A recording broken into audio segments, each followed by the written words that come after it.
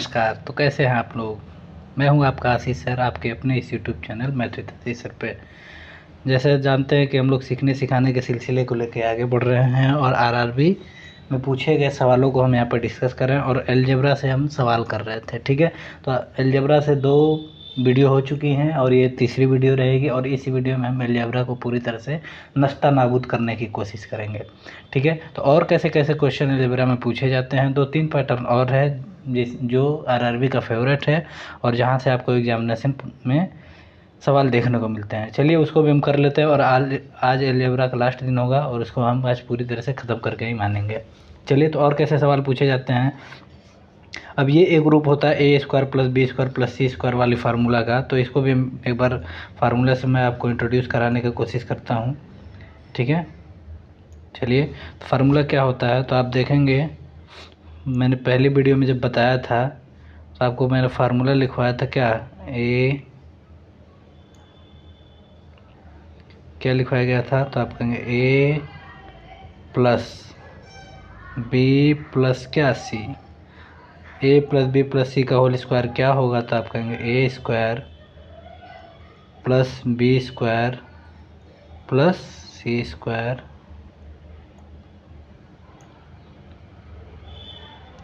Sorry थोड़ा सा मैं यहाँ सही कर रहा हूँ आपके लिए। A square plus B square plus C square plus 2ab plus 2bc plus 2ca। A plus B plus C का होल स्क्वायर क्या होगा, A square plus B square plus C square. अब इसमें कोई फॉर्म माइनस में भी हो जाती है, जैसे मैं कह दूं कि ये वाली फॉर्म, जैसे सी हमारा क्या है माइनस में, सी वाली जो टर्म है ये हमारी माइनस में है, तो ये कहाँ कहाँ पे आ रही है, तो इस आप कहेंगे सी यहाँ पे आ रहा है, तो ये सी का स्क्वायर होगा तो ये वाली टर्म क्या होगी, माइनस नहीं होगी। क्यों? क्योंकि माइनस का जब स्क्वायर हम करते हैं तो वो किस में चेंज हो जाती है, आप कहेंगे किस, प्लस में चेंज हो जाती है। ठीक, और सी कहाँ पे आ रहा है, तो ये सी कहाँ आ रहा है, यहाँ पे, और क्या है यहाँ पे। इसका मतलब ये जो दोनों सी होंगे ये किस में होंगे, माइनस में, तो ये वाली चिन्ह भी हमारी किस में होगी, माइनस में, और ये वाली चिन्ह भी हमारी किस में हो जाएगी, माइनस में। ठीक, अगर मैं कहूँ केवल और केवल बी निगेटिव में है तो बी निगेटिव में, तो बी जिस टर्म में आ रहा होगा वो माइनस में होंगे, तो बी किस में आ रहा था, इसमें आ रहा है तो ये निगेटिव हो जाएगा, और इसमें भी आ रहा है तो ये किस में हो जाएगा, निगेटिव में। ठीक, अगर ए माइनस में हो तो ए किस किस टर्म में आ रहा है, आप करें ए स्क्वायर में आ रहा है तो ए का स्क्वायर होगा तो इसमें तो निगेटिव नहीं आएगा, और किस में आ रहा है तो इसमें क्या है, ए आ रहा है, तो ये भी टर्म किस में होगा, निगेटिव में, और ये भी टर्म किस में होगा, निगेटिव में। ठीक है, तो यहाँ से इसमें कहीं माइनस भी लगा के आपसे सवालों को पूछ लेता है, तो उसको हम कैसे करेंगे, जैसे हमने कह दिया, थोड़ा सा मैं चेंज करके आपके लिए लिखना चाहता हूँ, ए माइनस बी प्लस सी का होल स्क्वायर क्या होगा, तो आप क्या कहेंगे, ये पहली वाली टर्म तो सबके लिए क्या होगी, बराबर, तो होगा A square plus B square plus क्या, सी स्क्वायर। ठीक, अब देख रहे हैं माइनस का क्या, अब यहाँ पे क्या है, आप देखें कि माइनस का 2ab है, इसमें क्या है, b भी शामिल है, इसका मतलब ये वाली टर्म जो लिखेंगे ये किस में होगा, माइनस में, तो लिखते हैं इसको, तो माइनस का क्या होगा, 2ab प्लस, और कहाँ b शामिल है, तो आप कहेंगे इसमें भी b शामिल था और इसमें भी b शामिल है, तो ये वाली टर्म भी किस में हो जाएगी, माइनस में, तो इसको भी माइनस में हम लिखते हैं, तो ये हो जाएगा -2bc। ठीक, प्लस, अब ये जो लास्ट वाली टर्म थी इसमें क्या था, माइनस नहीं शामिल, इसमें क्या बी नहीं था, इसलिए इसमें इसके चिन्ह में कोई अंतर नहीं आएगा, ये वाली जो चिन्ह हो जाएगी वो किस में आ जाएगी, तो आप कहेंगे ये वाली चिन्ह होगी जो किस में, प्लस में। तो यहाँ पे हम लिखना चाहें तो क्या होगा, 2ca। मुझे लगता है आपको माइनस की भी फॉर्म पता चल गई है। अब इस पर सवाल कैसे कैसे पूछे जाता है हम देखते हैं। अब करा है कि a बराबर x प्लस वाई, ए बराबर एक्स प्लस वाई, बी बराबर एक्स माइनस वाई और सी बराबर 2x माइनस 1 है, तो A square plus B square plus C square minus 2ab plus A C minus 2bc। ठीक है, अब ये कौन सा फार्मूला बन रहा है, तो आप कहेंगे निश्चित रूप से a plus B plus C का होल स्क्वायर ही बन रहा है, लेकिन मुझे नहीं पता इसमें कि कौन सी टर्म माइनस में है, कौन सी टर्म क्या है, प्लस में है। तो आप देख रहे हैं माइनस माइनस वाली टर्म कौन सी है, तो आप कहेंगे ये वाली टर्म क्या है, माइनस है, और ये वाली भी टर्म क्या है, माइनस है। ठीक, जब ये दोनों टर्म माइनस में है तो इसका मतलब इन दोनों में कौन से टर्म क्या कॉमन था, तो आप कहेंगे निश्चित रूप में 2ab में b आ रहा था और 2bc में से b क्या आ रहा है, b आ रहा है। इसका मतलब b वाली जो टर्म होगी हमारी किस में होगी, माइनस में होगी। ठीक है, तो b वाली जब टर्म हमारी माइनस में, तो क्या फार्मूला बनेगा, तो एक फार्मूला बनेगा a minus B plus C का क्या whole square, a minus B plus C का क्या हो जाएगा, होल स्क्वायर। अब यहाँ पे हम a की वैल्यू रखते हैं, तो a की जगह हम क्या रखेंगे, आप कहेंगे a की जगह x प्लस वाई रखिए, तो a की जगह हमने रखा x plus Y, minus b की जगह क्या रखेंगे, तो माइनस b की जगह रखेंगे x माइनस वाई, और b की जगह जब x माइनस वाई रखेंगे तो ये चिन्ह क्या होंगे, बदलेंगे, तो माइनस एक्स प्लस क्या हो जाएगा वाई। क्यों, क्योंकि चिन्ह बदलेंगे तो ये क्या होगा, b की टर्म अगर रखते हैं तो माइनस से गुणा होगा, और माइनस से जब गुणा होगा तो दोनों चिन्ह क्या होंगे, बदल जाएंगे। इसका मतलब ये जो हमारा हिस्सा था x, ये पॉजिटिव था तो किस में आ जाएगा, निगेटिव में, और ये हमारा y किस में था, निगेटिव में, तो ये किस में लिखा जाएगा, पॉजिटिव में। ठीक, और c की जगह क्या रखें, तो c की जगह क्या रखना है, तो c की वैल्यू आप देख रहे हैं कि 2x माइनस 1, तो c की जगह हम रखते हैं प्लस 2x माइनस क्या 1। अब इसी को हम सॉल्व कर रहे होंगे तो कैसे सॉल्व होगा, देखते हैं, कुछ चीज़ें इसमें से कट जाएंगी, क्या क्या कटेंगे, ये माइनस एक्स प्लस एक्स के साथ कट जाएगा, और क्या क्या बचा, यहाँ पे स्क्वायर भी होगा। ठीक है, अब क्या देखा आपने, यहाँ पे देखा कि कट पिटा के जो संख्याएं बच गई हैं क्या, y और y, मतलब 2y प्लस 2x और माइनस 1 का क्या होल स्क्वायर। क्या ये ऑप्शन में कहीं दिया गया है, तो आप देख रहे हैं कि ऑप्शन हमारा क्या, जो सी है वो राइट आंसर है, 2x प्लस 2y माइनस 1 का होल स्क्वायर, या 2y प्लस 2x माइनस 1 का होल स्क्वायर। ठीक है, मुझे लगता है यहाँ तक की बात आपको क्लियर है, और आगे चलते हैं सवालों में हम, और कैसे कैसे सवाल पूछे जा सकते हैं यहाँ से। ठीक है, अब ये भी एक इसका पैटर्न है, इससे भी सवाल पूछे जाता है। आप देख रहे हैं L plus M plus N बराबर 9, L square plus M square plus N square बराबर 31, तो L M plus M N plus N L का मान बताइए। ठीक है, यहाँ पे हम कह सकते हैं कि फार्मूले के रूप में हम लिखें इसको, तो कैसे लिख सकते हैं, तो आप कह सकते हैं L plus M plus N का होल स्क्वायर होगा, क्या होगा, तो आप कहेंगे L square plus M square plus N square plus 2lm plus 2mn plus 2nl होगा, आप कहेंगे बिल्कुल होगा। अब कौन कौन सी वैल्यू दे रखी है आपको, तो आप देख रहे हैं कि L plus M plus N की वैल्यू देख रखी है, और L square plus M square plus N square की वैल्यू दे रखी है, तो दोनों की L plus M plus N की वैल्यू को यहाँ पे रखना है, L square plus M square plus N square की वैल्यू को कहाँ यहाँ पे रखना है, तो रखते हैं हम दोनों के वैल्यू को। तो दोनों के वैल्यू को जब हमने रखा तो ये कितना हो जाएगा, 9 का स्क्वायर प्लस 9 का स्क्वायर। अब ये वाली टर्म क्या थी, ये वाली जो टर्म थी, सॉरी इसको मैं दूसरे रंग से कलर करता है, ये वाली टर्म इधर किस में थी, प्लस में, तो इधर इसकी जो वैल्यू आएगी किस में हो जाएगी, माइनस में, माइनस 31 बराबर 2 कामन कर लें, तो 2 कामन कर लीजिए, तो क्या होगा L M plus M N plus क्या एन एल। अब यहाँ से जब हम घटा रहे होंगे तो 9 का स्क्वायर कितना हो गया 81, और 81 में से जब 31 घटेगा तो कितना हो जाएगा 50, और 50, और ये इस क्या है मल्टीप्लाई में इधर जाके डिवाइड होगा, बटा में क्या है 2, बराबर जो आंसर बन के तैयार होगा वो कितना हो जाएगा, तो आप देख सकते हैं कि आंसर जो हमारा मिलेगा वो कितना होगा 25। क्या ऑप्शन में दिया गया है, ऑप्शन में बिल्कुल दे रखा है, ऑप्शन बी हमारा क्या, सॉरी ऑप्शन कौन सा, सी हमारा क्या है, राइट आंसर है। चलिए आगे चलते हैं, एक ये सवाल आपके लिए पूछा गया है, अब इसको भी देख लेते हैं। तो यहाँ पे आपने क्या पढ़ा, X plus Y plus Z, X plus Y plus Z का जो होल स्क्वायर होगा वो क्या होगा, तो आप कहेंगे X square plus Y square plus क्या जेड स्क्वायर प्लस 2 कामन कर लें तो 2xy plus Y Z plus क्या जेड एक्स। ठीक है, अब आपकी वैल्यू किसकी पूछ रखी है, तो आप कहेंगे हमसे जो वैल्यू पूछ रखी है X plus Y plus Z का होल स्क्वायर का मान पूछा है। ठीक है, मतलब इस पूरे की वैल्यू आपसे पूछ रखी है, तो हम यहाँ पे रखते हैं।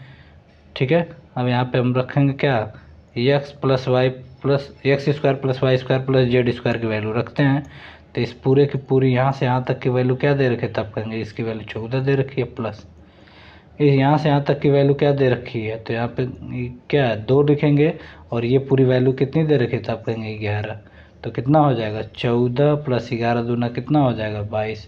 अगर हम दोनों को जोड़ दें तो कितना आंसर बन रहा होगा, तो आप कहेंगे 36। क्या ऑप्शन में दिया है, ऑप्शन सी हमारा क्या है राइट आंसर है। तो ए प्लस बी प्लस सी के होल स्क्वायर पे ये 2 सवाल आपके आरआरबी के एग्जामिनेशन में पूछे जाते हैं। और भी ए प्लस बी प्लस सी के होल स्क्वायर के कई रूप होते हैं, लेकिन आरआरबी के एग्जामिनेशन में उसे नहीं पूछे जाते हैं, ठीक है। तो उसको मैं यहाँ पे डिस्कस नहीं कर रहा हूँ। अगर वैसे सवालों को अगर देखना है आपको, तो मैं अलजेब्रा की जब वीडियो बनाऊँगा अन्य सभी कॉम्पिटिटिव एग्जामिनेशन के, तो वहाँ मैं ऐसे सवालों को ज़रूर निश्चित रूप से डिस्कस करूँगा, ठीक है। चलिए आगे चलते हैं, और कैसे कैसे सवाल आरआरबी आपसे पूछने का कोशिश करता है उसको भी हम बारीकी से समझते हैं। अब ये एक सवाल आपसे पूछा जाता है कि 5y³ minus 30y square plus 12y minus 12 को 3y माइनस 6 से विभाजित किया जाए तो शेषफल क्या होगा, ठीक है। अब यहाँ पे इस तरह के सवालों में हमें कुछ नहीं करना होता है। हम जो हमारा क्या है भाजक, भाजक का मतलब हम क्या कहें, भाजक का मतलब जिससे हम क्या कर रहे हैं भाग दे रहे हैं। तो भाग किससे दे रहे हैं हम 2y माइनस क्या 6 से, 2y माइनस क्या 6 से। यहीं से हम y की वैल्यू को क्या करते हैं निकालते हैं और इसमें क्या करते हैं पुट कर देते हैं। इसमें y की वैल्यू को हम क्या कर देते हैं पुट कर देते हैं, और वही जो वैल्यू आती है वही क्या होती है शेषफल होती है, ठीक है। तो 2y से हम वैल्यू निकालें y वाले टर्म से, तो 3y माइनस 6 बराबर हम क्या लिखेंगे 0। तो y बराबर क्या होगा, तो आप कहेंगे 6 क्या 3, इसका मतलब y बराबर जो हो जाएगा क्या 2। y की जो वैल्यू हो जाएगी वो क्या होगी 2 हो जाएगी।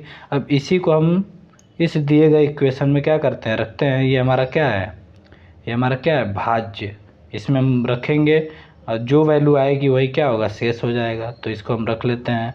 तो यहाँ पे देखेंगे कि तो 15 इंटू वाई का क्यूब क्या है, तो y की जगह तो 2 बैठा है तो 2 का क्यूब माइनस 30 इंटू वाई का स्क्वायर क्या है, इसका मतलब 2 का स्क्वायर प्लस 12 इंटू क्या y की जगह क्या बैठा था आप कहेंगे 2 माइनस क्या 12।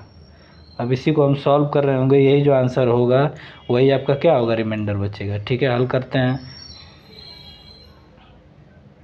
हैं तो ये पूरी वैल्यू कितनी होगी 8 और 15 बटे कितना हो जाएगा, तो आप कहेंगे 15 बटे जो होगा वो कितना होगा 120। तो ये वाली टर्म पूरी 120 हो जाएगी माइनस ये पूरी वैल्यू कितनी हो जाएगी, तो आप कहेंगे 4, ठीक है। ये कितनी हो जाएगी 4 और 4 कितना 4 3 12, ये वैल्यू कितनी हो जाएगी, तो आप कहेंगे ये भी वैल्यू 120 हो जाएगी। प्लस 12 दूना कितना हो जाएगा ये 24 और माइनस कितना हो जाएगा 12। अब देख रहे हैं कुछ टर्म यहाँ से प्लस माइनस में थे, ये हमारे क्या हो जाएंगे कट जाएंगे। कौन कौन से टर्म, ये प्लस में था ये निगेटिव में था। अब 24 में से हम 12 घटा रहे होंगे, तो जब 24 में से आप 12 घटाएंगे तो आंसर क्या आएगा, तो आप कहेंगे 12। तो यही हमारा क्या होगा रिमाइंडर बचेगा, ठीक है। तो ऐसे सवालों को हम इस तरह से लगाने का प्रयास करते हैं, ठीक है। आगे चलते हैं। करा कि x² प्लस kx माइनस 6 को k प्लस 3 से पूर्णतः विभाजित किया जा सकता है, तो k का मान क्या होगा, ठीक है। k प्लस 3 से अगर पूर्णतः विभाजित होगा तो इसका मतलब ये जो रिमाइंडर होगा वो क्या होगा 0, ठीक है। कोई भी संख्या किसी संख्या से अगर पूर्णतः विभाजित हो जाती है इसका मतलब वो संख्या शेष नहीं छोड़ती है, इसका मतलब वो संख्या शेष कितना छोड़ती है, तो आप कहेंगे शेष जो छोड़ती है वो कितना है 0, ठीक है। इसका मतलब यहाँ पे जो रिमाइंडर आ रहा होगा अगर पूर्णतः विभाजित है तो रिमाइंडर कितना देगा, तो आप कहेंगे 0 देगा, ठीक है। तो 0 दिखाते हैं यहाँ पे। पहले हम के x की वैल्यू निकालें, तो x प्लस 3 बराबर क्या हमने रखा है, x प्लस 3 बराबर क्या है 0। देन x बराबर, तो x बराबर क्या होगा -3, x बराबर क्या होगा -3। अब इसी की वैल्यू इसमें हम क्या करते हैं रखते हैं और उसको हम 0 के बराबर दिखाते हैं। क्यों, क्योंकि यहाँ पे रिमाइंडर क्या है, यहाँ पे रिमाइंडर क्या है 0। क्यों 0 है, क्योंकि ये संख्या पूर्णतः क्या होती है विभाजित होती है। कोई संख्या दूसरी संख्या से पूर्णतः विभाजित होती है तो रिमाइंडर क्या होता है, रिमाइंडर क्या होता है 0 होता है। अब यहाँ पे कर रहे होंगे तो -3 का स्क्वायर प्लस k इंटू -3 -6 बराबर क्या है 0। अब रख देते हैं। तो -3 का स्क्वायर ये कितना होगा 9 -3k -6 बराबर क्या हो जाएगा 0। और इसको सॉल्यूशन हल करते हैं हम, तो ये कितना हो जाएगा, तो आप देख रहे हैं ये इससे ऐड होके क्या हो जाएगा, तो ये बन जाएगा कितना 3। ये 3 बराबर 3 के इधर माइनस में था उधर जाके पॉजिटिव में चला जाएगा, इसका मतलब 3 से 3 कट रहा होगा, इसका मतलब k बराबर क्या हो जाएगा, तो आप कहेंगे कितना 1, ठीक है, तो यहाँ पे कौन सा आंसर सही दिख रहा है, तो आप कहेंगे ऑप्शन सी हमारा क्या है, राइट आंसर है। चलिए आगे चलते हैं। अब ये कह रहा है कि 2x³ plus 4x² plus 2ax plus b पूरी तरह x² - 1 से विभाजित हो जाए तो a और b के मान क्रमशः क्या होंगे। ठीक है, तो इसका मतलब अब देखते हैं हम। अब यहाँ पे कितने टर्म दी गई, तो आप कहेंगे यहाँ पे 2 टर्म दी गई है, a और b। पिछले वाले में कितने टर्म थे, तो आप कहेंगे यहाँ पे केवल k की वैल्यू ज्ञात करनी थी, लेकिन इस वाले इक्वेशन में a की भी और b की वैल्यू ज्ञात करनी है। इसका मतलब यहाँ से हमें 2 इक्वेशन क्या करने पड़ेंगे, सॉल्व। ठीक है, चलिए सॉल्व करते हैं। अगर हम कहें कि x² - 1 बराबर क्या है, 0, तो x बराबर क्या होगा, तो x बराबर जो ऐसे रूप में आता है वो क्या आता है, प्लस और माइनस क्या 1, प्लस और माइनस क्या 1। ठीक, मतलब x के अगर x² के रूप में मिला है तो हमें x के 2 मान प्राप्त हुए, एक क्या पॉजिटिव में, एक क्या हुआ नेगेटिव में। तो जब हम x को पॉजिटिव में लेते हैं, ठीक है, जब x बराबर हम क्या लेते हैं, 1, जब x बराबर 1 लें तब हमें इक्वेशन क्या मिलेगी, तो जब x बराबर 1 लेंगे तो ये पूरे के पूरे x³ की वैल्यू कितनी होगी, 1, x² की वैल्यू कितनी होगी, 1, x की वैल्यू कितनी होगी, 1। मतलब ये पूरा इक्वेशन उतर जाएगा और x इसमें से क्या होगा, हट जाएगा। मैं इसको लिखता हूँ, तो ये इक्वेशन बनेगा क्या, 2 + 4 + 2a + b बराबर क्या होगा, 0। क्यों, क्योंकि ये पूरी तरह क्या है, विभाजित है, और पूरी तरह विभाजित होने का क्या मतलब किया, रिमाइंडर क्या होता है, 0 होता है। ठीक, ये तो हो गई पहले इक्वेशन। ठीक, अब दूसरी इक्वेशन में लिखता हूँ, यहाँ पे इसको और एलोब्रेट करके लिखूँ तो क्या होगा, 6 + 2a + b बराबर क्या हो जाएगा, तो 0। ठीक, जब x बराबर हमने -2 लिया, जब x बराबर -1 लिया, -2 नहीं -1, जब x बराबर आप -1 लेते हैं तो कौन कौन चिन्ह बदल जाते हैं। ठीक है, तो ये आप देख रहे हैं कि ये क्यूब में था, ये क्या था, क्यूब में था। स्क्वायर और हो चाहे x के पावर 4 हो तो वो चिन्ह नहीं बदलते हैं, विषम घात वाली चिन्ह आपस में क्या होती है, बदल जाती है। कब, क्योंकि ये क्या है, निगेटिव नंबर। तो निगेटिव नंबर में विषम घात वाली चिन्ह क्या होती हैं, बदल जाती हैं, तो इसको हम बदलेंगे। तो विषम घात क्या था, आप कहेंगे 2x³। ठीक है, तो ये कितना होगा, माइनस का क्या, 2, -2 प्लस ये वैल्यू कितनी होगी, तो आप कहेंगे ये जो वैल्यू थी ये x² था, और स्क्वायर के साथ क्या होगा, समघात थी, और समघात के चिन्ह कौन सा मिलेगा, पॉजिटिव। तो आप यहाँ पे पॉजिटिव रख सकते हैं, +4। फिर यहाँ पे x की घात क्या थी, तो x की घात कुछ नहीं था, तो क्या था, 1, और 1 हमारा कैसा नंबर है, विषम। अब वो ये 1 हमारा विषम नंबर है, तो इसका मतलब ये भी किस में आ जाएगा, निगेटिव में। ठीक है, तो ये कितना हो जाएगा, तो आप कहेंगे माइनस का क्या, 2a + b बराबर क्या हो जाएगा, 0। अब इसको भी मैं इसको भी सॉल्व करता हूँ तो कितना आ जाएगा, तो -2 और 4 कितना हो जाएगा, तो आप कहेंगे ये हो जाएगी, ये जो वैल्यू बन के मिलेगी हमें, ये होगा 2 - 2b + b बराबर क्या है, 0। अब इन्हीं दोनों इक्वेशन को हमें सॉल्व करना है और a और b की वैल्यू निकालनी है। चलिए अगले पेज पे चलते हैं। पहले इक्वेशन क्या है, 6 + 2a + b। पहले इक्वेशन हमने लिखा 6 + 2a + b बराबर 0। ठीक, सेकंड वाली इक्वेशन क्या थी, तो सेकंड वाली इक्वेशन थे 2 - 2, ये वाली b नहीं होगा, ये a होगा। ठीक है, इसको सही कर लीजिएगा। ठीक है, 2 - 2a + b बराबर क्या है, 0। अब इन्हीं दोनों को हमें क्या करना है, सॉल्व करना है। सॉल्व कैसे करते हैं, अब देख रहे हैं दोनों को हम क्या कर ऐड कर दें, तो ये चिन्ह कट जाएंगे, तो इसका मतलब 8 बराबर के 8 प्लस b और b कितना हो जाएगा, 2b बराबर कितना, 0। इसका मतलब 2b बराबर कितना होगा, तो 2b बराबर क्या होगा, -8। इसका मतलब b बराबर क्या होगा, -4। इसका मतलब b की जो वैल्यू होगी वो कितना आएगी, -4। क्या ऑप्शन में b की वैल्यू कोई -4 दिखा रहा है, तो आप देख सकते हैं b की वैल्यू -4 केवल किस ऑप्शन में, b में। मतलब यही क्या होगा, राइट आंसर होगा। ठीक है, ये हमारा राइट आंसर होगा। और ए की वैल्यू पूछे जाए तो ए की वैल्यू भी हम निकाल सकते हैं। पहले इक्वेशन में हमने इसको ले आके रख दिया तो क्या हो जाएगा, तो क्या होगा 6, सॉरी इसको मैं दूसरे कलर से लिखता हूँ।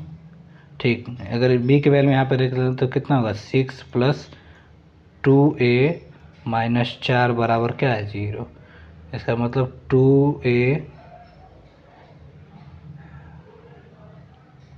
2a ये कितना होगा +2 बराबर क्या है 0। इसका मतलब a बराबर -2 क्या 2, मतलब आंसर कितना होगा -1। मतलब a की जो वैल्यू होगी -1 और b की वैल्यू जो होगी क्या -4। यही आंसर आपका क्या सही है। आगे चलते हैं। करा कि निम्नलिखित समीकरण में x के, ठीक है, निम्नलिखित समीकरण में x के मानों का योग क्या है। यहाँ पे हमारा क्या आ गया क्वाड्रेटिक इक्वेशन। ठीक है, क्वाड्रेटिक इक्वेशन का मतलब क्या है द्विघात समीकरण। अब द्विघात समीकरण में भी आपके सवाल बनते हैं। द्विघात समीकरण का पहले हम व्यापक रूप लिख लेते हैं। ठीक है, तो द्विघात समीकरण का जो व्यापक रूप होता है इसको हम लिखते हैं ax² + bx + c बराबर क्या है 0। ax² + bx + c बराबर क्या है 0। ठीक है, यह हमारा क्या है द्विघात समीकरण है। ठीक है, इसको इंग्लिश में कहें तो क्वाड्रेटिक इक्वेशन है। ठीक है, अब यहाँ पे क्या क्या आपसे पूछा जाता है, यहाँ पे हम x का जो मान आता है, यहाँ पे x के कितने मान आएंगे, तो x का इस सबसे बड़ी घात क्या है 2 है। इसका मतलब यहाँ पे x के कितने मान आएंगे 2 मान आएंगे। ठीक है, तो उस x के मान को ही हम इसका क्या कहते हैं मूल कहते हैं। यक्स के मान को हम इसका क्या कहते हैं मूल, इंग्लिश में कहे तो क्या कहते हैं रूट। यक्स का मान क्या कहलाता है, तो यहाँ पे मैं लिखता हूँ आपके लिए। तो यक्स का जो मान होगा उसी को हम क्या कहते हैं, उसी को हम क्या कहते हैं मूल, या फिर इसी को हम क्या कहते हैं रूट कहते हैं। ठीक है, इसी को हम क्या कहते हैं रूट कहते हैं। तो अब यहाँ पे क्या हो गया, आप कह रहे हैं कि x² है, यहाँ पे 2 घात है, इसका मतलब x के 2 मान आएंगे। x के 2 मान कौन कौन से होंगे। ठीक है, तो x के 2 मान आएंगे तो इसका मतलब मैंने मान लिया कि पहला मूल क्या था अल्फ़ा, पहला x का मान क्या था अल्फ़ा और दूसरा x का मान क्या था बीटा।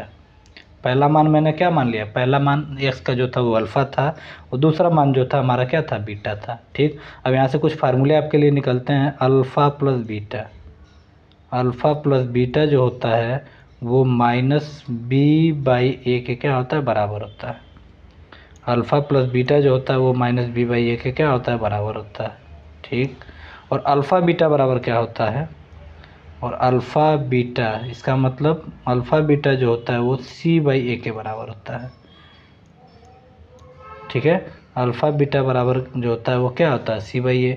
a b c कहाँ है, ये a है, ये आप देख रहे हैं यहाँ पे क्या है a है x² का कोफिशिएंट, b है x का कोफिशिएंट और c जो एकदम लास्ट में बचा हुआ है ये क्या है हमारा, ये a b c की वैल्यू है। और a b c हमारे क्या होंगे यहाँ पे रियल नंबर होंगे a b c। ठीक है, तो इस तरह हम क्या करना है मूलों का योग क्या होगा -b/a और मूलों का गुणनफल क्या होगा c/a। ठीक है, चलिए अगर मूल आपको दिए गए हैं, अगला मैं लिखता हूँ, यदि मूल आपको क्या है ज्ञात है तब समीकरण हम कैसे ज्ञात लिख सकते हैं। यदि मूल अल्फ़ा और बीटा हो तब आपको इक्वेशन, अगर मूल दे के आपसे इक्वेशन ही पूछ सकता है तब इक्वेशन क्या होती है, तो क्या होगा x² minus alpha plus beta into x plus alpha beta बराबर क्या है 0। ठीक है, अगर आपको मूल दिए गए हैं और आपसे इक्वेशन पूछ रहा है तो क्या होगा, तो अल्फ़ा क्या होगा x² minus alpha plus beta और ब्रैकेट में x plus alpha beta into मूलों का गुणनफल। चलिए अब सवालों पे चलते हैं, और कई चीज़ें आपको पूछी जाएंगी वो सवाल के आधार पर मैं आपको समझाऊंगा। ठीक है, अब कराएं कि निम्नलिखित समीकरण में x के मानों का योग, x के मानों का योग का क्या मतलब, x के मानों को हम क्या कर सकते हैं, तो यहाँ पे हम कह सकते हैं x के जो मान है इसी को तो हम क्या कहते हैं मूल कहते हैं। x का जो मान आता है इसी को हम क्या कहते हैं मूल कहते हैं। ठीक है, अब यहाँ पे क्या होगा, का योग क्या है। अब आपसे इसका मतलब क्या पूछा है, मूल मतलब इसका मतलब अल्फ़ा प्लस बीटा क्या है। अब इसकी तुलना हम अपने इक्वेशन से करते हैं। कैसे करेंगे, हमारी इक्वेशन क्या थी, तो आप कहेंगे जब आपके मूल ज्ञात थे, जब आपको मूल पता होते हैं तब इक्वेशन क्या होती है, तो इक्वेशन क्या होती है, x square minus alpha plus beta into X plus alpha beta बराबर क्या है, 0। जब इस इक्वेशन से मैंने इसकी तुलना की तो आपको अल्फ़ा प्लस बीटा की वैल्यू क्या निकल के मिली, ठीक है। जब इस वाली इक्वेशन से x square minus alpha plus beta x plus alpha beta बराबर 0 से मैंने इसकी तुलना की, इसका मतलब अल्फ़ा प्लस बीटा बराबर मुझे क्या मिला, इसका मतलब अल्फ़ा प्लस बीटा बराबर मुझे क्या मिल गया, 16। इसका मतलब यहाँ पे जो राइट आंसर होगा वो क्या हो जाएगा, 16 होगा। इसका मतलब मूलों का जो योग होगा वो क्या होगा, 16। अगर पूछ लेता मूलों का गुणनफल क्या होगा तो वो क्या होता, 55, ठीक है। यक्स के मानों का योग का मतलब क्या है, मूलों का योग। ठीक, आगे चलते हैं सवाल में, और कैसे कैसे सवाल आपसे पूछे जा सकते हैं। अब कह रहा है कि यहाँ पे कह रहा है कि यदि x square plus 4x minus 77 बराबर 0 के प्राप्त यक्स के मानों का अंतर। यक्स के मानों का अंतर का मतलब क्या, मूलों का अंतर, ठीक है। यक्स के मानों का अंतर का क्या मतलब, मूलों का अंतर, ठीक है। अब इस समीकरण को हमें हल भी करना आना चाहिए, तो ये इस समीकरण को हम कैसे हल कर सकते हैं, आइए सीखते हैं। तो दिया है कि एक्स स्क्वायर, ठीक है, प्लस 4x। अब ये क्या दिया है, प्लस जो 4x है, ये प्लस जो 4x है ये क्या है, मूलों का योग, और 77 क्या है, मूलों का गुणनफल, माइनस 77 क्या है, मूलों का गुणनफल, और 4 जो क्या है वो मूलों का क्या है, योग।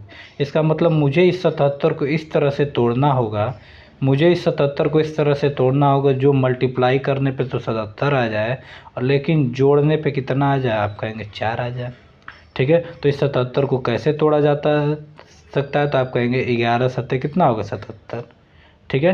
11 सत्ते क्या, 77, और जोड़ने या घटाने पे 4 आना चाहिए। तो मैं देख रहा हूँ कि 11 में से जब 7 घट रहा होगा तो ये वैल्यू कितनी दे देगा, 4, ठीक है। तो मैं इसको क्या लिख सकता हूँ, 11 और 7, ठीक है।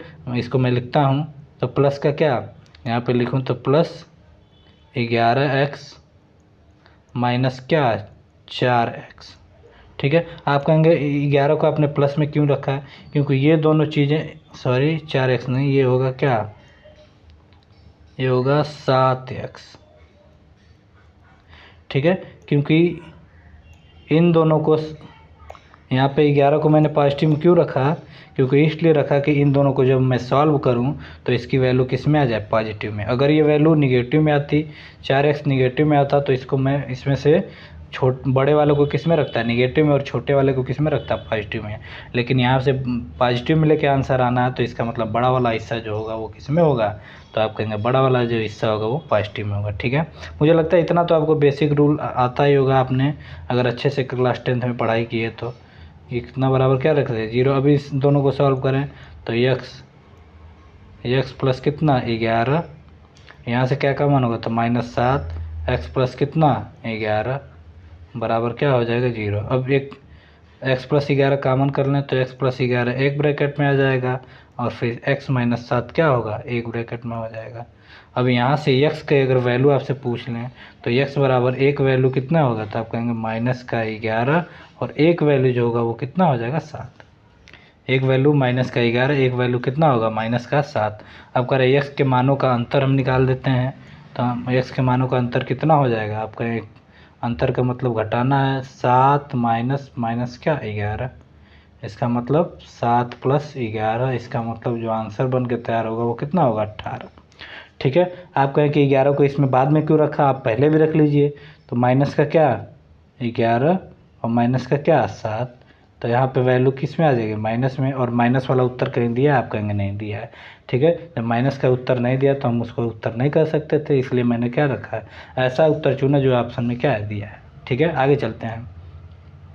अब करें यदि मूलों का योग यक्स तथा मूलों का गुणनफल इतना है तो द्विघात समीकरण क्या होगा।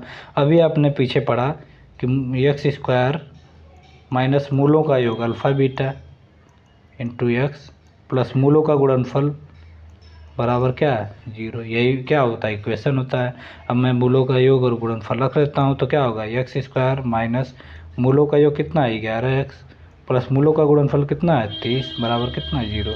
क्या ऐसा कहीं दिया गया आप कहेंगे ऐसा तो ऑप्शन केवल क्या बी में सही दिख रहा है, तो ये हमारा बी हमारा क्या होगा राइट आंसर।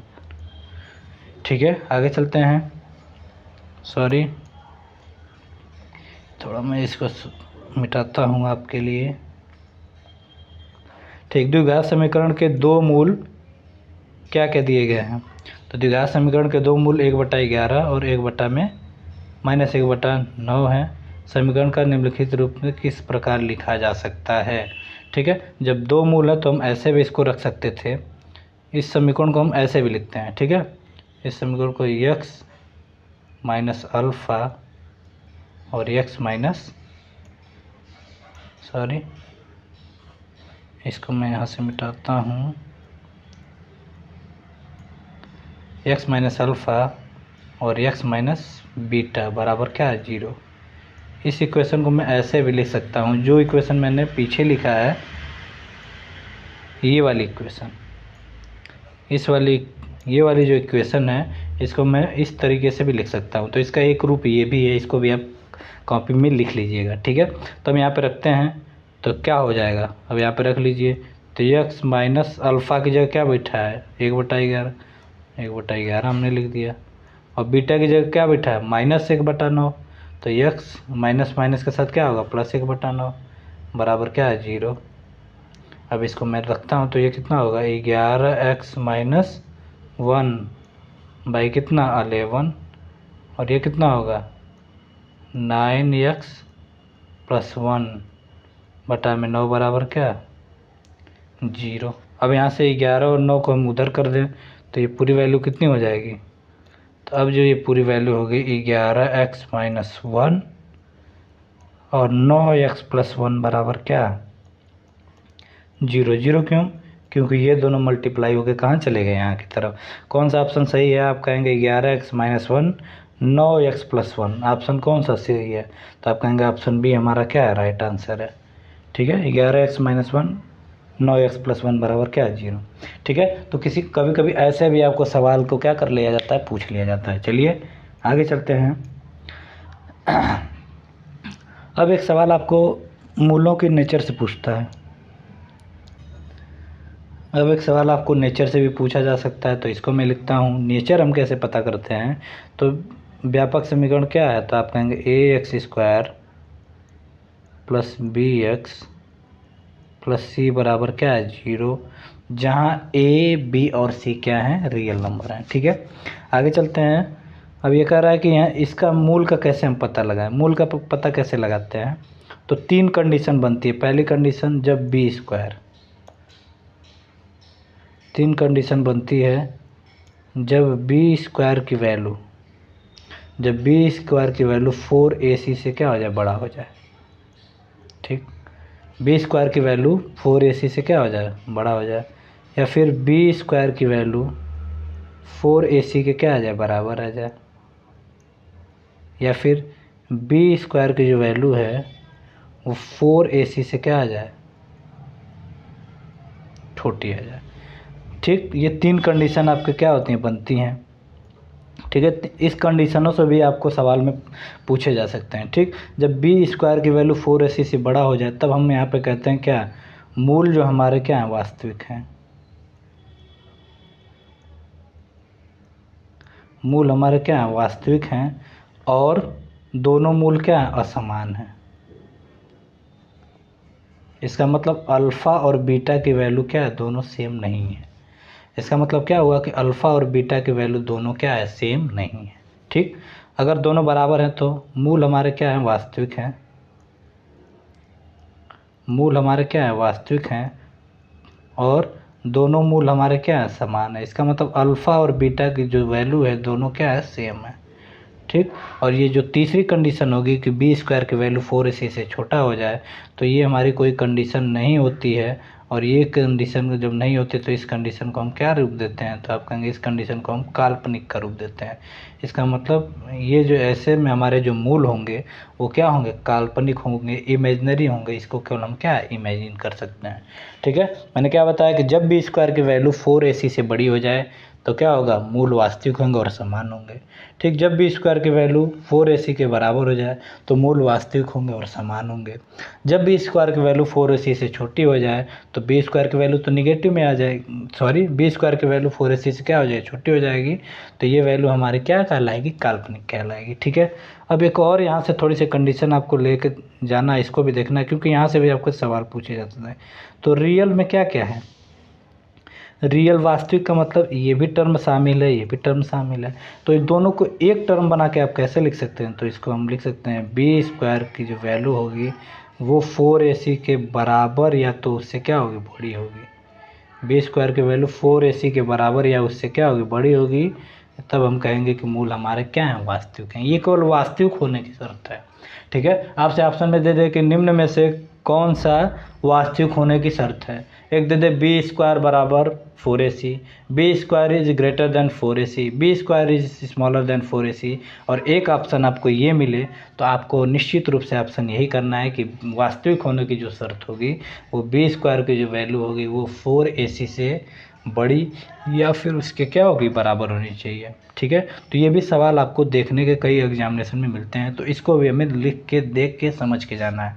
ठीक है, अब चलते हैं हम सवालों के ऊपर। करा निम्न में से किसका मूल वास्तविक है, तो किसका मूल वास्तविक है, तो इसका मतलब बी स्क्वायर की जो वैल्यू होगी वो हमेशा 4ac से क्या होगी, बड़ी हो, या फिर 4ac से बड़ी हो, या फिर उसके क्या होगा, बराबर होगा। ठीक है, अब यहाँ पे हम देखते हैं, गुणा करते हैं। यहाँ पे a की वैल्यू क्या है, 2, b की वैल्यू क्या है, 4, 5। ठीक, बी स्क्वायर की वैल्यू क्या होगी, तो b का स्क्वायर क्या होगा, 49, 7 का स्क्वायर क्या होगा, 49, और इसकी वैल्यू क्या होगी, ac की वैल्यू 4, 5 दूना 10 और 10 चौको कितना, 40। ठीक, पहले में देख रहे हैं कि 7b का स्क्वायर मतलब माइनस लिख लेता हूँ, -7 का जो स्क्वायर है और कितना 4 इंटू 2 इंटू क्या 5। ठीक, तो -7 का स्क्वायर कितना होगा, 49, और ये 4ac, 2 5 10 चौको कितना 40। इसका मतलब ये जो वैल्यू है इससे क्या है, बड़ी है। ठीक, अब जब बी स्क्वायर की वैल्यू 4ac से क्या हो जाए, बड़ी हो जाए, जब बी स्क्वायर की वैल्यू 4ac से क्या हो जाए, बड़ी हो जाए, तो इस समय हम कह सकते हैं कि मूल हमारे क्या है, वास्तविक है। मतलब निश्चित रूप से जो हमारा यहाँ पे आंसर बनकर तैयार होगा वो क्या होगा, पहला ही आंसर हमारा क्या होगा, ठीक होगा। क्यों, क्योंकि बी स्क्वायर की वैल्यू 4ac से क्या है, बड़ी है। दूसरे में देखें बी स्क्वायर की वैल्यू कितनी होगी, तो बी स्क्वायर की वैल्यू कितनी होगी, 9 हो गया, और 4 दूना के 8, 8 चौको कितना 32। तो ये हमारे बड़ी होगी, नहीं होगी। क्यों, क्योंकि बी स्क्वायर की वैल्यू 9 आ रही है और 8 चौको कितना 32। इसका मतलब 9 बड़ा है कि 32 बड़ा है, आप कहेंगे बी स्क्वायर की वैल्यू 32 से क्या है, छोटी है। इसका मतलब इसके जो मूल होंगे वो क्या होंगे, आप कहेंगे इसके जो मूल होंगे वो क्या होंगे, काल्पनिक होंगे। ठीक है, अगर इसके पूछा जाए तो इसका क्या होगा, तो आप कहेंगे इसकी जो वैल्यू बी स्क्वायर 4 कितना होगा, 4 का स्क्वायर 16, और इसकी 4ac की वैल्यू 3 5 या 15 चौको कितना 60। इसके भी जो मूल होंगे वो भी क्या होंगे, इमेजनरी होंगे। ठीक, इसका देखा जाए तो इसका कितना होगा, बी स्क्वायर की वैल्यू 1, 1 का स्क्वायर 1, और 4ac कितना हो जाएगा 16। इसका मतलब इसके भी जो होंगे वो कितना होंगे, इमेजनरी। ये भी क्या होंगे, इमेजनरी। मतलब पहला जो आंसर हमारा क्या है, बिल्कुल ठीक है। आगे चलते हैं सवाल में। करा कि px square plus qx plus r बराबर 0 का मूलों का योगफल और गुणनफल क्या है, बराबर। मूलों का योगफल क्या होता है, आप कहेंगे मूलों का जो योगफल मतलब अल्फ़ा प्लस बीटा बराबर क्या होता है, तो आप कहेंगे -b बाई क्या a। ठीक, मूलों का गुणनफल क्या होता है, आप कहेंगे अल्फ़ा बीटा बराबर क्या होता है, c बाई a। ठीक, इस दी गई इक्वेशन से हम तुलना करते हैं तो a की जगह क्या बैठा है, आप कहेंगे a की जगह बैठा है क्या p, b की जगह क्या बैठा है, आप कहेंगे q, और c की जगह क्या बैठा है r। ठीक है, तो जहाँ जहाँ a आ रहा है वहाँ पे हमें p रखना है, जहाँ जहाँ b आ रहा है वहाँ पे हमें q रखना है, और जहाँ जहाँ c आ रहा था वहाँ पे हमें क्या रखना है, r रखना है। ठीक है, मैं रखता हूँ दोनों मूल आपस में, दोनों क्या है, मूलों का गुणनफल बराबर है, तो यहाँ पे रखते हैं। इसका मतलब -q बाई p,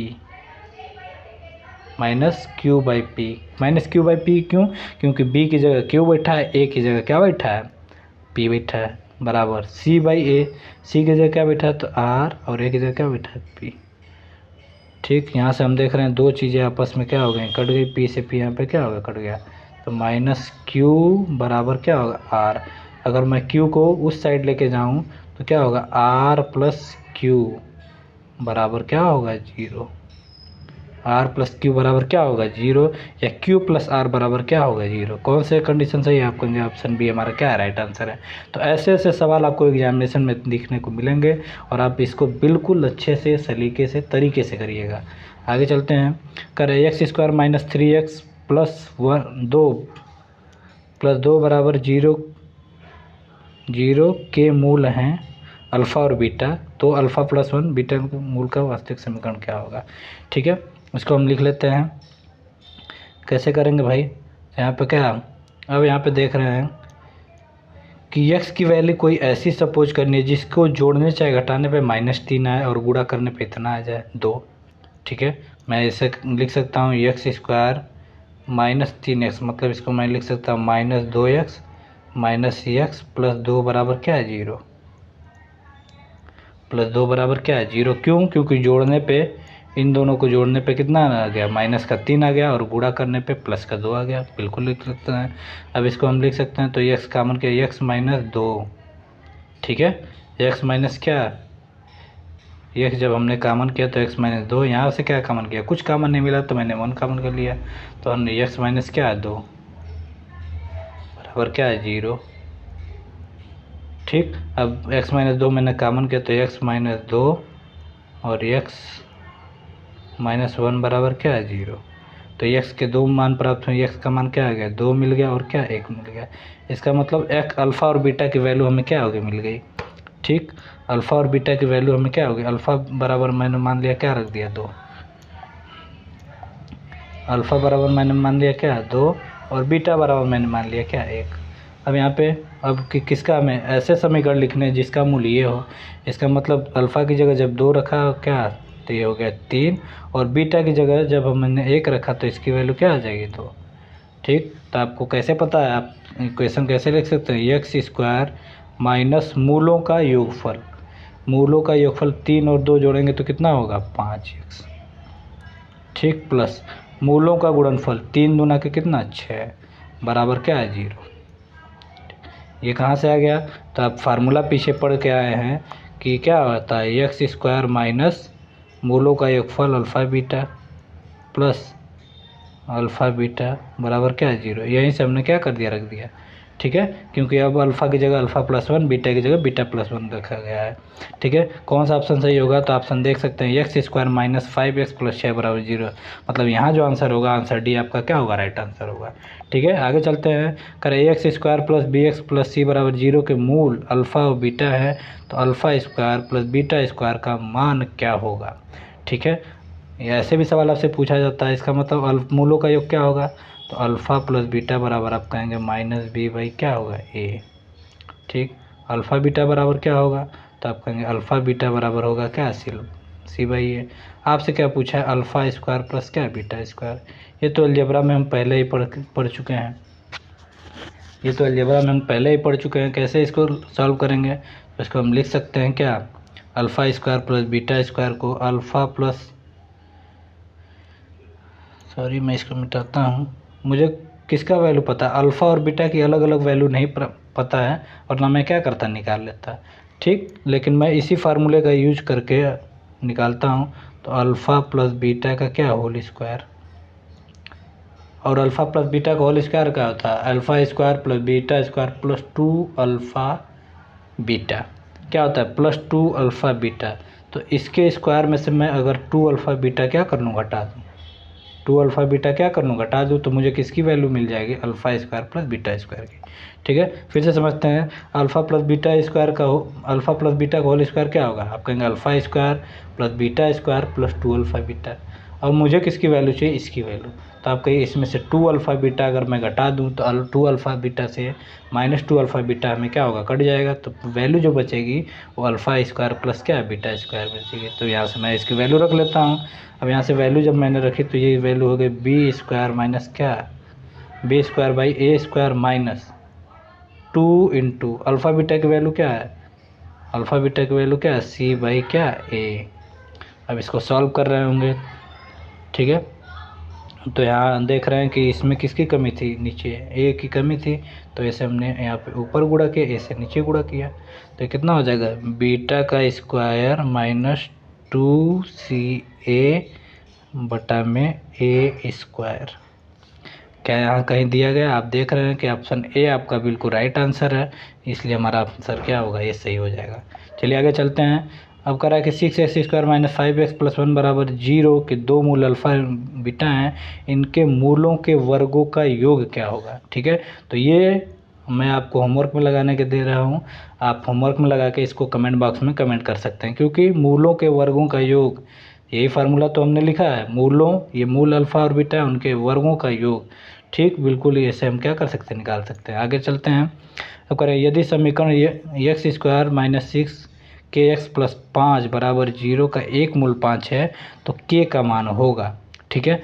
एक मूल क्या है, 5, एक मूल का मतलब एक x की जो एक वैल्यू है वो क्या है, 5 है। इसका मतलब x की वैल्यू जब 5 है तो इसको हमें क्या करना है, सेटिस्फाइड भी करेगी, ठीक है। तो हमने x बराबर क्या रख दिया, x बराबर हमने रख दिया क्या, 5, तो रखते हैं, तो क्या होगा 5 का स्क्वायर माइनस 6k इंटू क्या 5 प्लस 5 बराबर क्या हो जाएगा, तो 0, ठीक है। 5 का स्क्वायर 25 माइनस 6,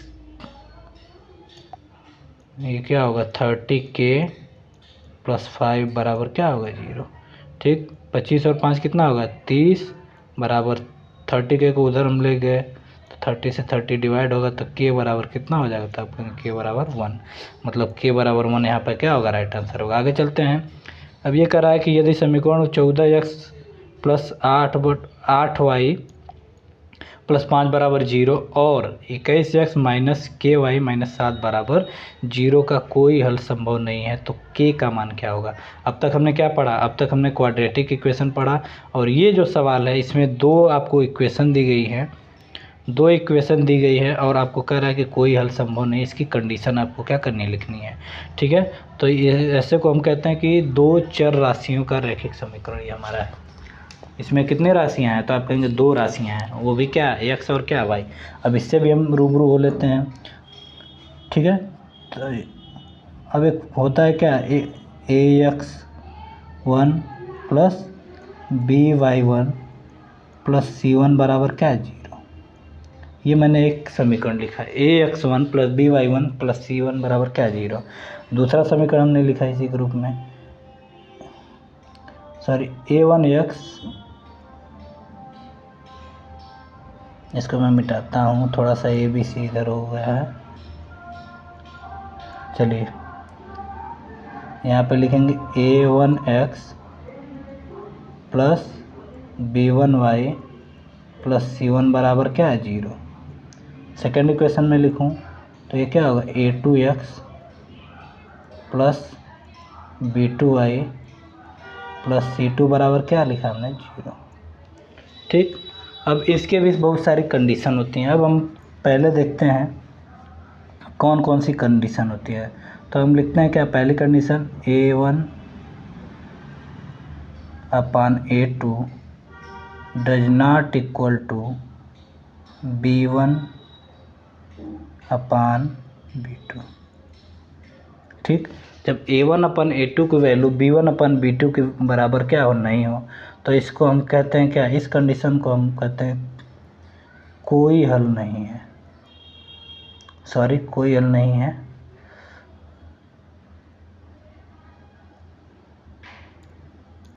सॉरी इसको हम कहते हैं कोई एक हल है।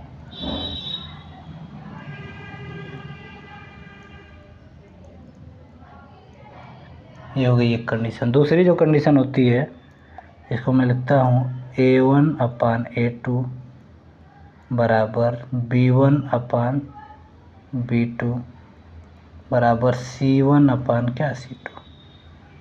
अगर ये कंडीशन होती है तो इसको हम कहते हैं अनेक हल है। अनेक हल का मतलब क्या, अनंत हल है।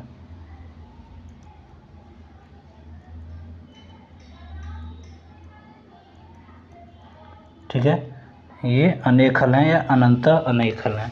ठीक, और एक कंडीशन जो होती है हमारी तीसरी वाली, A1/A2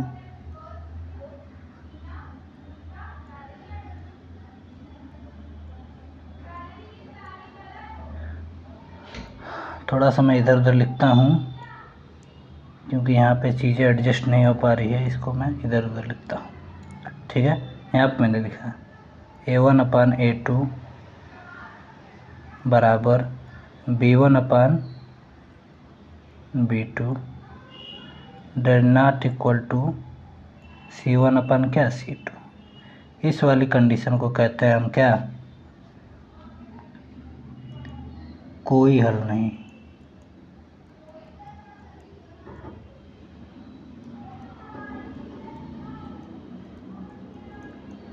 ठीक है, इस वाली कंडीशन को हम क्या कहते हैं, कोई हल नहीं है। ठीक है, फिर से देखते हैं, ये अगर दो आपको इक्वेशन दी गई A1x plus B1y plus C1 बराबर 0, A2x plus B2y plus C2 बराबर 0, तो A1/A2 does not equal to अगर B1/B2 है तो हम कहेंगे कोई एक हल है इन दोनों इक्वेशन का।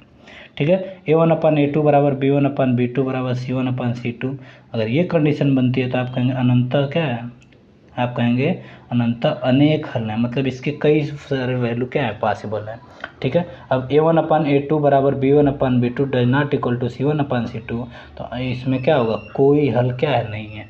ठीक है, तो ये सारी बस कंडीशनों पे आपसे सवाल पूछ ली जाती हैं। अब यहाँ पे आपसे दिया गया है, इसको हम सॉल्व करने की कोशिश करते हैं। यहाँ पे कह रहा है कोई हल संभव नहीं है।